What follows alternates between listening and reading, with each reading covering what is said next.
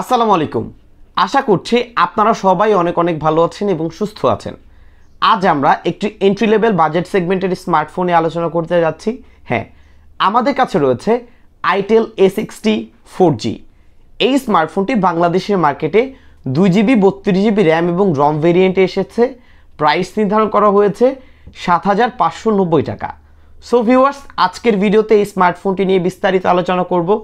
কাদের জন্য স্মার্টফোনটি পারফেক্ট এবং কাদের জন্য পারফেক্ট নয়, কি কি রয়েছে এবং আমার ইউজিং এক্সপিরিয়েন্স কেমন ছিল এই স্মার্টফোনটির সাথে সব কিছু শেয়ার করব।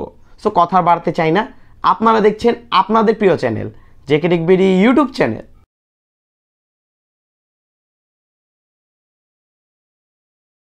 ভিউয়ার্স, এটি হচ্ছে স্মার্টফোনটির বক্স।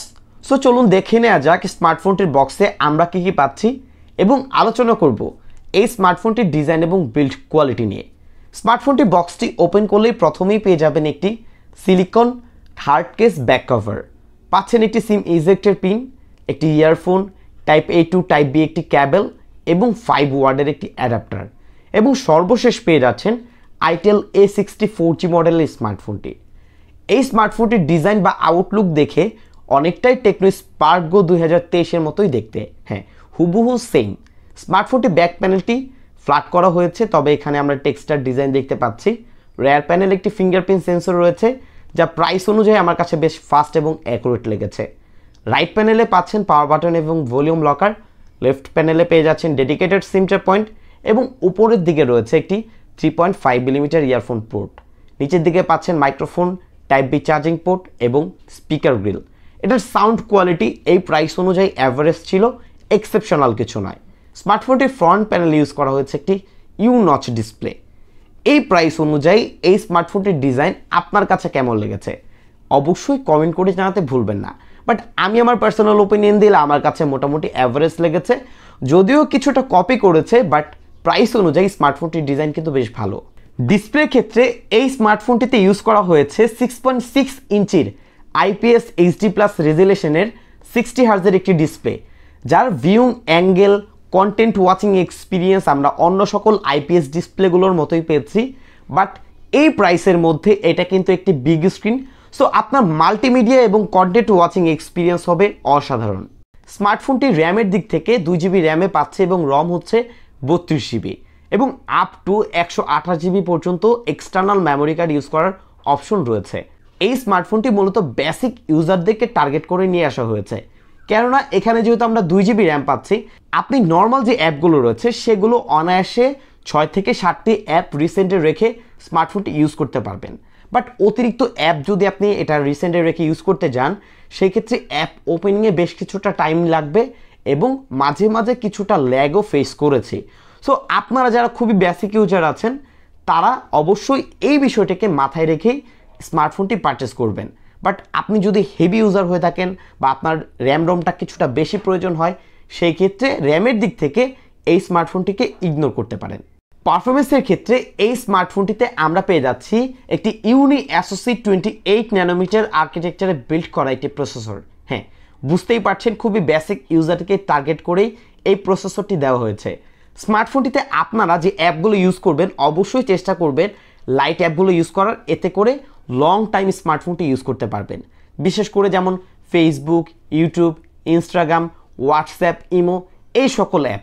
বাট চেষ্টা করবেন স্মার্টফোনটিতে কোনো প্রকার হাই এন্ডের গেম না খেলার জন্য।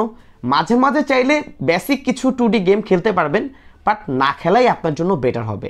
আশা করছি এই স্মার্টফোনটির পারফরমেন্স সম্পর্কে একটি বেসিক ধারণা আপনি পেয়ে গেছেন। ক্যামেরার ক্ষেত্রে এই স্মার্টফোনটির রেয়ার প্যানেলে ডুয়াল রেয়ার ক্যামেরা রয়েছে। মেইন ক্যামেরা 8 মেগাপিক্সেল এবং আরও একটি 2 মেগাপিক্সেল সেন্সর রয়েছে। ফ্রন্ট সেলফি ক্যামেরা পাচ্ছেন 5 মেগাপিক্সেল।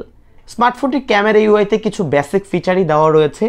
এই স্মার্টফোনটি দিয়ে বেশ কিছু ছবি তুলেছি, অবশ্যই দেখবেন। হ্যাঁ, এটার ইমেজ কোয়ালিটি আমার কাছে অ্যাভারেজ লেগেছে, এক্সেপশনাল কিছু নয়, যেহেতু এটা একটি এন্ট্রি লেভেল বাজেটের স্মার্টফোন।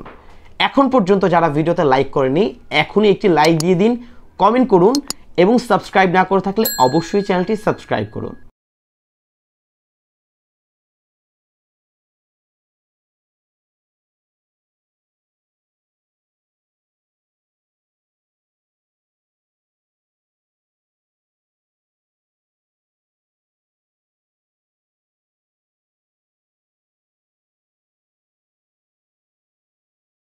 ব্যাটারিতে এই স্মার্টফোনটিতে 5000 mAh এর ব্যাটারি ইউজ করা হয়েছে, যেহেতু 28 ন্যানোমিটার আর্কিটেকচার বিল্ড করা প্রসেসর আমরা পেয়েছি, সো পাওয়ার কিছুটা বেশি কনজিউম করবে, এটাই স্বাভাবিক।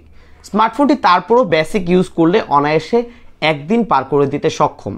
স্মার্টফোনটির বক্সে আমরা কিন্তু একটি 5 ওয়াটের চার্জার পাচ্ছি, যা দিয়ে চার্জ করতে অলমোস্ট 4 ঘন্টার মতো সময় লাগবে। তবে এই প্রাইস অনুযায়ী যদি একটি 10 ওয়াটের অ্যাডাপ্টার এখানে দেওয়া হতো তাহলে কিন্তু বেটার হতো। 7590 টাকায় এই স্মার্টফোনটিতে আমরা যে স্পেসিফিকেশন পাচ্ছি সেটা বলতেই পারছি অনেকটা অ্যাভারেজ প্রাইস। এই প্রাইস অনুযায়ী খুব সুন্দর একটি ডিজাইন পাচ্ছি, ফিঙ্গারপ্রিন্ট সেন্সরও পাচ্ছি, একটি বিগ স্ক্রিন, মাল্টিমিডিয়া ইউজিং এক্সপিরিয়েন্সের জন্য ভালো একটি ডিসপ্লেও পাচ্ছি। স্মার্টফোনটির সাউন্ড কোয়ালিটিও অ্যাভারেজ ছিল, তবে প্রবলেমটা হচ্ছে এই প্রাইস অনুযায়ী এটার চার্জার কিছুটা কম বলে মনে হয়েছে, এবং যে প্রসেসর দেওয়া হয়েছে সেখানে যদি ইউনিঅ্যাসেসরি টাইগার সিরিজের কোনো একটা প্রসেসর দেওয়া হতো তাহলে কিন্তু এটা থেকে আরও বেটার এক্সপিরিয়েন্স আমরা পেয়ে যেতাম। সো ভিউয়ার্স, আশা করছি এই স্মার্টফোনটি সম্পর্কে একটি বেসিক ধারণা পেয়ে গেছেন।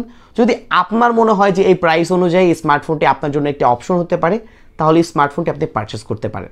বিদায় নিচ্ছি, আমি জাকারিয়া হাসান পার্থ। আপনারা দেখছেন check it BD YouTube channel.